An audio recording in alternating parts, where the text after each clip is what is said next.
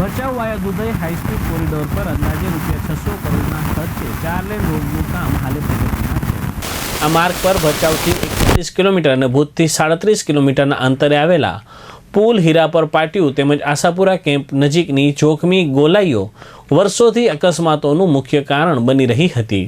આ જીવલેણ વળાંક દૂર કરી સીધો રોડ બનાવવાની માંગ સ્થાનિક સરહદ ડેરી સાથે સંકળાયેલા પશુપાલકો, દૂધ મંડળીઓ, ગ્રામ પંચાયતો તેમજ સરહદ ડેરીના ચેરમેન શ્રી વલમજીભાઈ હુંબલ દ્વારા લાંબા સમયથી કરવામાં આવી રહી હતી।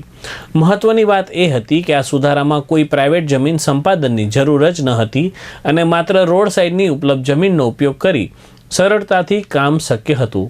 આ ગંભીર અને લોકહિતના રાજ્ય કક્ષાના મંત્રી શ્રી અંજારના ધારાસભ્ય ત્રિકમભાઈ છાંગાએ અંગત રસ લઈને અસરકારક પ્રયત્નો કર્યા હતા।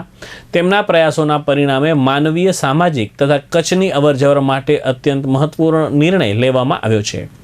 જોખમી ગોલાઈને દૂર કરીને રોડને સીધો બનાવવાની મંજૂરી મળી છે અને હાલ તેનું અમલીકરણ પણ શરૂ થઈ ચૂક્યું છે।